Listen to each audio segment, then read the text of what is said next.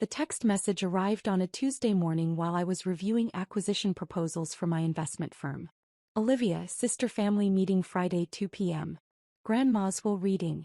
Don't make a scene. Marcus will be there. No, how are you? No, we should talk. Just commands as always.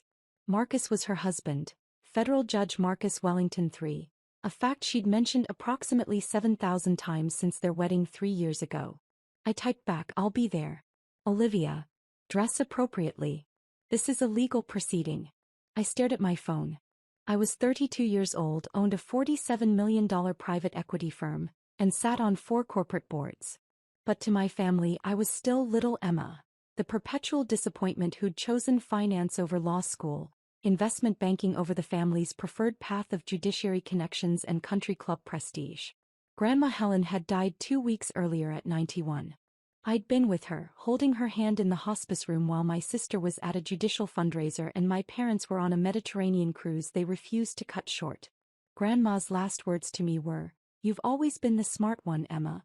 Don't let them make you forget that." I hadn't cried then. I wouldn't cry now. My relationship with my family had been complicated since I was 16 and refused to attend Yale, their alma mater, choosing instead a state school with a better economics program.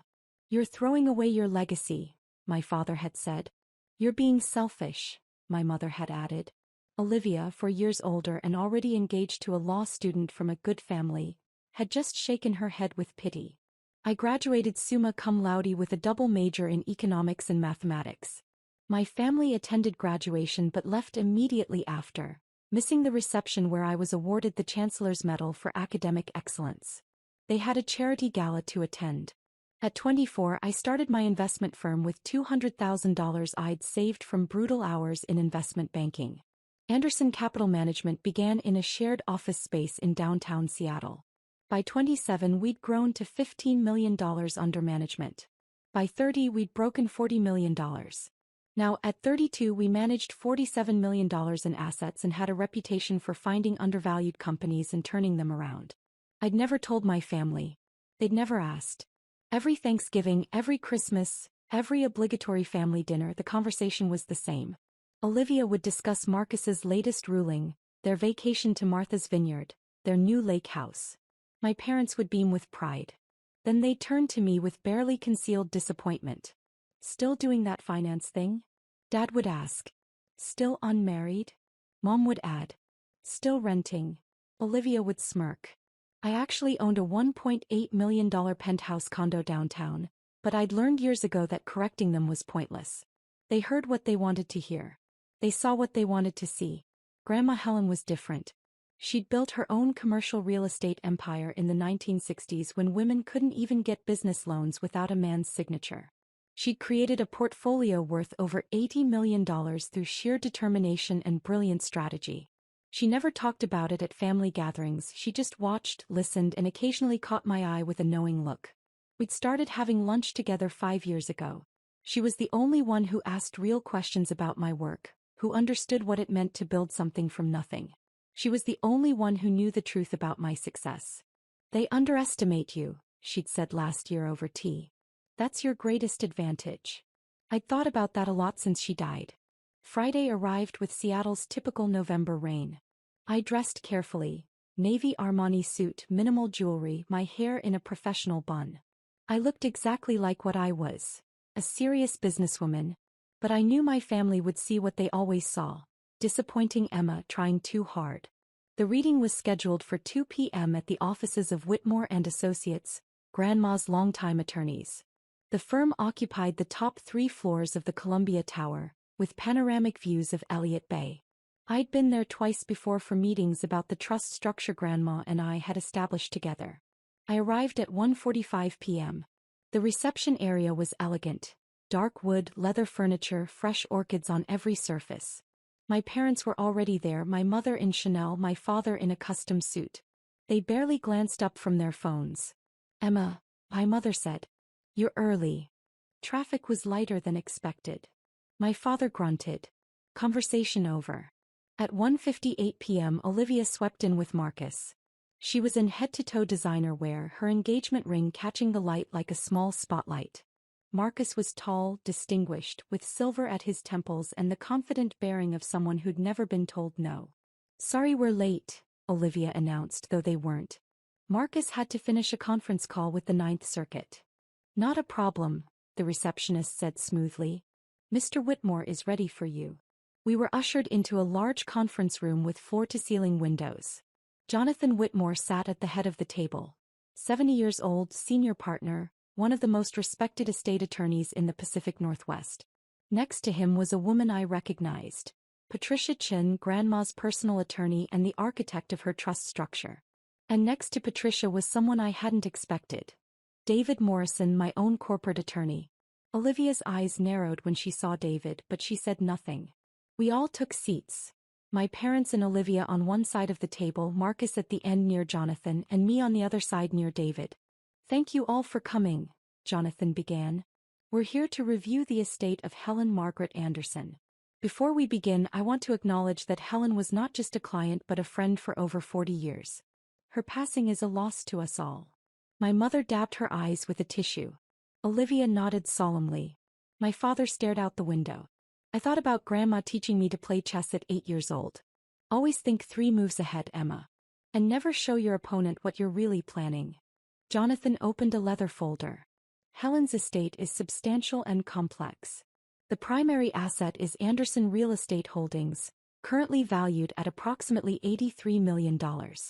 There are also liquid assets, personal property, and several smaller investments." I saw my mother sit up straighter. My father leaned forward. Olivia's hand found Marcus's on the table. "The estate plan Helen created is unusual but legally sound," Jonathan continued. "She established an irrevocable trust 20 years ago, which she modified significantly 5 years ago. The trust controls all assets." "Standard practice," Marcus said, his judge voice carrying natural authority. "Trusts avoid probate, minimize taxes. Smart planning." Jonathan nodded. "Indeed. However, the structure of this particular trust is quite specific. Helen named a chief trustee with full discretionary power over all assets and distributions." "That would be me," my father said confidently. "I'm the eldest child." "Actually, no." Jonathan looked at Patricia, who opened her own folder. "The chief trustee," Patricia said clearly, "is Emma Grace Anderson." The silence was absolute. Then everyone started talking at once. "That's absurd," my mother said. "There must be a mistake," my father insisted. "This can't be legal," Olivia snapped, looking at Marcus. Marcus raised a hand, silencing them. His judicial authority filled the room. "With all due respect, Emma is 32 years old and, as I understand it, works in an entry-level finance position. Surely this represents a conflict of interest or demonstrates questionable judgment on Helen's part." David Morrison cleared his throat. "I'm David Morrison, Ms. Anderson's corporate counsel. For the record, Emma is the founder and CEO of Anderson Capital Management, a registered investment advisory firm managing $47 million in assets. She also serves on the boards of 4 companies, 3 of which are publicly traded. She holds a fiduciary designation and has managed complex trusts for multiple clients. She is eminently qualified." My family stared at me like I'd grown a second head. "You said you worked for a finance company," my mother said weakly. "I do," I replied calmly. "I own it." Olivia's face went red. "This is ridiculous. Marcus, tell them this can't stand." But Marcus was looking at me differently now, his judicial mind clearly working. "You're CEO of Anderson Capital Management? The firm that handled the Cascade Tech turnaround?" "Yes." "And you sit on the board of—" He paused, clearly running through mental files. "You're on the Evergreen Medical Board. I saw your name on a filing." "Yes." He sat back and I watched him recalculate everything he thought he knew about me. Patricia continued, her voice professional and precise. "The trust document is explicit. Emma has full authority over asset management, investment decisions and distributions to beneficiaries. The trust provides for annual distributions to Richard and Susan Anderson, that's your parents, of $150,000 each. Olivia, you receive $100,000 annually." "That's it," my mother gasped. "From an $83 million estate?" "The trust prioritizes asset growth and charitable giving," Jonathan explained. However, those distributions are guaranteed for life and inflation adjusted. It's actually quite generous. What about the properties? My father demanded. The commercial buildings? The vacation house in San Juan Islands? All held in trust, Patricia said. Under Emma's management. Olivia stood abruptly. I want to contest this. Marcus, we need to contest this. Marcus's expression was unreadable. On what grounds? On the grounds that it's insane. Olivia's voice rose. She's not qualified. She's never even mentioned having a job that matters. I'm sitting right here, I said quietly. Don't, Olivia snapped. She turned to me, her face contorted with anger. Don't you dare act like you deserve this. You disappeared from this family years ago. You skip holidays you never visit, you barely call. And now you just swoop in and take everything. I didn't take anything, I said, my voice steady. Grandma made these decisions. She modified the trust 5 years ago, after meeting with me extensively about financial planning. She was senile, my mother said desperately. No, Patricia said firmly. I assessed Helen's mental capacity personally, and we had 2 independent physicians evaluate her. She was completely sound. She knew exactly what she was doing. Jonathan pulled out another document. Helen also left personal letters. Emma, this one is for you. He slid an envelope across the table. My name was written on it in Grandma's distinctive handwriting. My hands shook slightly as I opened it. Dearest Emma, if you're reading this, I'm gone and your family is probably having a collective breakdown. Good. They need it. You've spent your entire adult life being underestimated by people who should have celebrated you. I watched them dismiss your achievements, belittle your choices, and treat you like a disappointing afterthought. It broke my heart every single time. I'm making you chief trustee because you're the only one with the wisdom, integrity, and skill to handle this responsibility. But more importantly, I'm doing it because I want them to finally see you. Really see you. You built an empire from nothing while they spent their inheritance and married for prestige. You stayed humble while they bragged. You kept learning while they rested on their credentials. Don't let them bully you. Don't let them make you feel guilty. You earned this through character, not by being born first or by marrying well. Also, there's something they don't know. Something I never told them. Check the trust documents for Anderson Holdings LLC, page 47. I think you'll find it interesting. I love you, sweet girl. Make me proud, which of course you already have. Grandma. I read it twice, my eyes burning. I would not cry in front of them. I would not. What does it say? My father demanded. It's personal. Let me see it. Olivia reached for the letter. I moved it out of reach. No. Patricia was already handing me a thick folder. The complete trust documents. Everything you need is here. I flipped to page 47 of the Anderson Holdings section. What I saw made me stop breathing. Anderson Real Estate Holdings wasn't just a collection of properties. It was the parent company of 16 LLCs, each one owning different commercial properties throughout the Pacific Northwest. And 5 years ago, Grandma had quietly made changes. She'd transferred partial ownership of 12 of those LLCs to me. Not through the trust. Directly. We'd structured them as gifts under the annual exclusion limit, spread across 5 years. Which meant I personally owned 40% of Anderson Real Estate Holdings, completely outside the trust structure. The trust controlled 60%. I controlled 40%. Together, I effectively controlled everything. Page 47, I said slowly. Property ownership breakdown. David leaned over, saw what I was seeing, and I watched him fight to keep his expression neutral. Marcus, with his sharp legal mind, immediately understood something had changed. What's on page 47? The LLC structures, I said. Grandma was very thorough. Jonathan Whitmore allowed himself a small smile. Indeed she was. Helen restructured her holdings 5 years ago with Emma's assistance. The current arrangement is quite elegant. What does that mean? My mother asked. It means, Patricia said, that even if you contested the trust, which you won't win, Emma still controls a significant portion of the assets independently. Helen ensured that Emma's position is unassailable. The room fell silent again. Olivia sank back into her chair. I don't understand. Why would she do this? Because Emma earned it, Jonathan said simply. Helen watched Emma build her own company from nothing. She recognized talent, determination, and integrity. She chose to reward that. My father's face was red. This is a betrayal.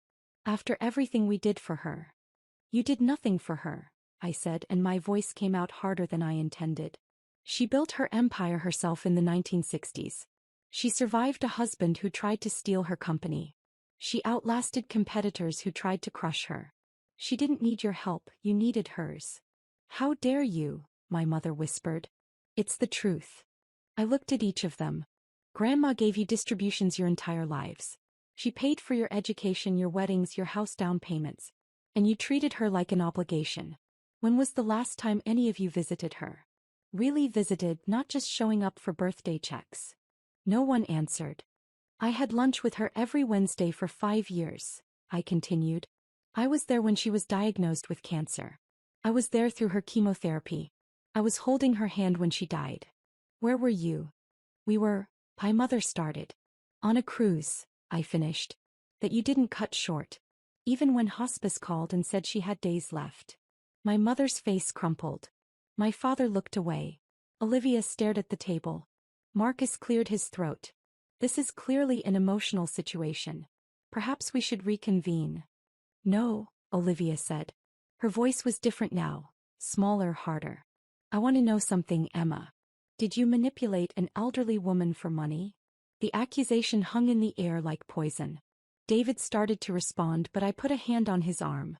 I helped Grandma structure her estate to reflect her values. Family support but not dependence. Charitable giving. Strategic property management. Everything was her idea. I just provided the financial expertise. Convenient, Olivia sneered. And now you're rich. I was already doing fine, I said. My company generates about $2.8 million in annual revenue. I didn't need Grandma's money. Olivia laughed. A harsh, ugly sound. Oh, so now you're a millionaire? Next you'll tell us you're dating a celebrity. I'm not dating anyone. I've been too busy actually working. Doing what? My father challenged. What do you actually do at this company you supposedly run? I identify undervalued companies, usually family-owned businesses in transition. We acquire controlling interest, restructure operations, improve financial systems and grow them. Then we either hold for cash flow or sell at a profit. Last year we sold a manufacturing company for $8.3 million that we'd purchased for $2.1 million 3 years earlier. The number silenced them. Marcus was watching me with something that looked like respect. That's the Cascade Tech deal. You took a failing semiconductor company and turned it around. That was impressive work. Thank you. Why didn't you ever tell us? My mother asked, and for the first time she sounded genuinely hurt rather than angry. Would you have listened? I met her eyes. Every time I tried to talk about my work, you changed the subject. Every achievement I mentioned, you dismissed. You stopped asking about my life, so I stopped sharing it. Patricia chin-checked her watch. I have another appointment, but before I go, I want to clarify Emma's authority. As chief trustee, she controls all trust assets, makes all investment decisions and determines distribution amounts, within the parameters Helen established. She cannot be removed except for gross negligence or criminal activity, and even then, only by a unanimous vote of the 3 subordinate trustees, which are. She checked her notes, Jonathan Whitmore, myself and David Morrison. 3 people who work for Emma, Olivia said bitterly. 3 people who work for the trust, Patricia corrected. And who have fiduciary duties that supersede any personal relationships. We take those responsibilities seriously. Jonathan stood, signaling the meeting was ending. The annual distribution checks will be issued next month. Emma will schedule quarterly meetings to review trust performance. If you have questions about the trust administration, you can contact her office directly. Her office, my father repeated numbly. Anderson Capital Management. David provided. We're in the Rainier Tower, floor 32. Emma's assistant can schedule appointments. We all stood. My parents moved like sleepwalkers toward the door. Olivia hung back, Marcus beside her. This isn't over, Olivia said quietly. You can't just steal a family legacy. I didn't steal anything, I replied. I was given responsibility by someone who trusted me. That's not theft, That's succession planning. Marcus put a hand on Olivia's arm. We should go. But Olivia pulled away from him, stepping closer to me. You think you're so smart, don't you? With your company and your suit and your important-sounding job. But you're still just little Emma, the family disappointment who couldn't even get into Yale.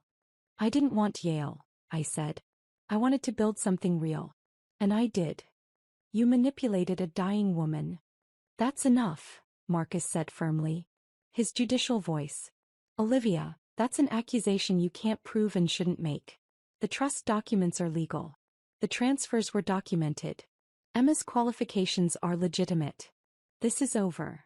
Olivia looked at her husband in shock, betrayed. Then she looked back at me, and what I saw in her eyes was something I'd never seen before. Fear. Not of me exactly, but of what I represented. The realization that the family hierarchy she'd relied on her entire life had just inverted. She turned and walked out without another word. Marcus paused at the door. For what it's worth, Emma, I'm sorry. We should have paid more attention. Then he followed his wife. When the room cleared, I sat back down heavily. Jonathan, Patricia, and David remained. That went about as well as expected, Jonathan said dryly. Helen predicted every reaction, Patricia added. She said your father would appeal to primogeniture, your mother would cry, and your sister would threaten legal action through her husband. She knew them well. She knew you better, Jonathan said. She told me 5 years ago that you were the only one with the intelligence and integrity to handle this. She was right. David pulled out his laptop. We should discuss next steps. The trust needs active management, and you've got decisions to make. For the next hour, we reviewed the trust structure. The $83 million in real estate assets generated approximately $6.2 million in annual net operating income. After the family distributions and operating costs, that left roughly $4.8 million annually for reinvestment and charitable giving. Grandma had specified that at least 15% of annual trust income go to charities supporting women in business, education access, and cancer research. That was $930,000 per year minimum. She's essentially turned you into a private foundation manager, Patricia observed. Plus a real estate portfolio manager. Plus your own company. You're going to be very busy. I can handle it. I know you can. That's why Helen chose you. Patricia closed her folder. One more thing. Helen left specific instructions about her personal property. There are some items she wanted you to have. They're at the house. The San Juan house? No. Her house. The original one. I looked up sharply. The Magnolia house. I thought she sold that years ago. Patricia shook her head. She never sold it. She let your family believe she did, but she kept it. It's held in one of the LLCs you now partially own. She's been living in the guest house for the past 2 years, actually. The main house has been empty, waiting. Waiting for what? Patricia smiled. She said you'd know when you saw it. The Magnolia house sat on a bluff overlooking Puget Sound, a sprawling 1920s craftsman with views that stretched to the Olympic Mountains. I'd spent summers there as a child before Grandma supposedly downsized to a condo. Patricia met me there Saturday morning with keys. The house was exactly as I remembered. Dark wood beams, built-in bookshelves, window seats overlooking the water. But it had been updated. New kitchen, renovated bathrooms, fresh paint. It was move-in ready. She prepared it for you, Patricia said. Spent the last year making sure it was perfect. In the study there was a desk with an envelope on it. Another letter. Emma. This house holds my best memories. Your grandfather and I raised our children here. You learned to read in the window seat overlooking the garden. This house represents everything I built and everything I believed in. Roots, family, legacy. But family isn't just blood. It's people who see you, who believe in you, who celebrate your successes instead of resenting them. Your real family might be the friends you've made, the mentors who guided you, the team you've built at your company. This house is yours. Truly yours, not held in trust. I transferred the title 3 months ago. It's my gift to you for being exactly who you are. Live here. Build your life here. Fill it with people who deserve you. And Emma, forgive them if you can. Not because they deserve it, but because holding on to anger will only hurt you. They're flawed people who made mistakes. Don't let their mistakes define your future. But don't forget who you are either. You're the girl who graduated summa cum laude. who built a company from nothing, who sat with a dying woman because it was the right thing to do. You're not the family disappointment. You never were. You were always the success story. They just couldn't see it. All my love, Grandma. I walked through the empty rooms, imagining them filled with furniture, with life, with the future I'd been too busy to plan for. The house was worth at least $2.3 million, maybe more with the view and the location. Grandma had given me everything, not just money and property but validation, recognition, the acknowledgement I'd spent 15 years pretending I didn't need. I stood in the study looking out at the sound and finally let myself cry. Monday morning I arrived at my office to find 17 missed calls from my family. I didn't return them. Tuesday my mother showed up at my office. My assistant Rachel called to warn me. Your mother is here. Is persistent. Give me 5 minutes, then send her in. When my mother entered she looked smaller somehow. Older. She sat across from my desk, the same desk where I'd negotiated million-dollar deals, and folded her hands. I've been thinking about what you said, she began. About not visiting Grandma. About not asking about your life. I waited. You were right. We stopped paying attention. We made assumptions. She paused. I'm sorry, Emma. I'm sorry we didn't see what you'd accomplished. I'm sorry we weren't there when you needed us. It was the apology I'd wanted for years. But it came too late and felt too calculated. Thank you for saying that. Can we, she hesitated. Can we start over? Can we try to be a real family? I don't know, I said honestly. I want to believe that's possible. But it's going to take time. And it's going to require actual change, not just words. She nodded, tears in her eyes. Will you at least come to Thanksgiving? No expectations, no pressure. Just come. I thought about Grandma's letter. Forgive them if you can. I'll come, I said. But I'm bringing my team from work. They're my family too. My mother flinched but nodded. Of course.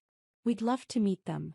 After she left, I sat at my desk looking at the photo on my bookshelf.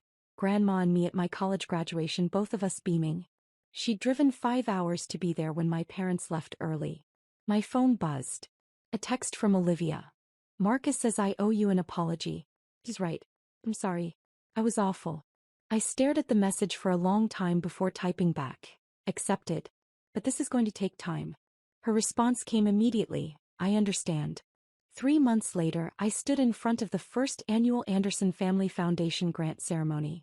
We'd awarded $930,000 to 15 organizations supporting women entrepreneurs, first-generation college students, and cancer research. My parents were in the audience. Olivia and Marcus too. They'd attended every quarterly trust meeting, asked intelligent questions, and, slowly, started treating me like the professional I was. It wasn't perfect. We weren't a Hallmark movie family. But we were trying. The Magnolia House was now fully furnished. I'd hosted Thanksgiving there, Christmas too. My team from Anderson Capital had blended with my awkward family gatherings, filling the rooms with laughter and actual conversation. David Morrison, Patricia Chin, and Jonathan Whitmore had become not just my advisors but my friends. The people Grandma knew I'd need to navigate this new reality. And every Wednesday I visited Grandma's grave with fresh flowers and told her about the week. About the trust performance, the companies we'd acquired, the grants we'd awarded. About the slow, painful, hopeful process of rebuilding family relationships. But mostly I thanked her. For seeing me when no one else did. For believing in me when I barely believed in myself. For teaching me that success isn't about proving others wrong. It's about proving yourself right.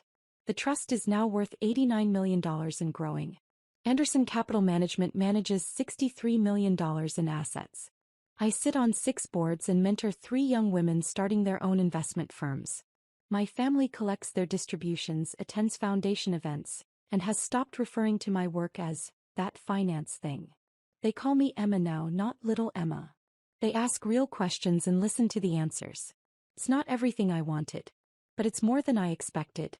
And every time I look at the title of Chief Trustee on legal documents, or walk through the Magnolia House, or make a decision about Grandma's legacy, I hear her voice. You've always been the smart one, Emma. Don't let them make you forget that. I never will, Grandma. I never will.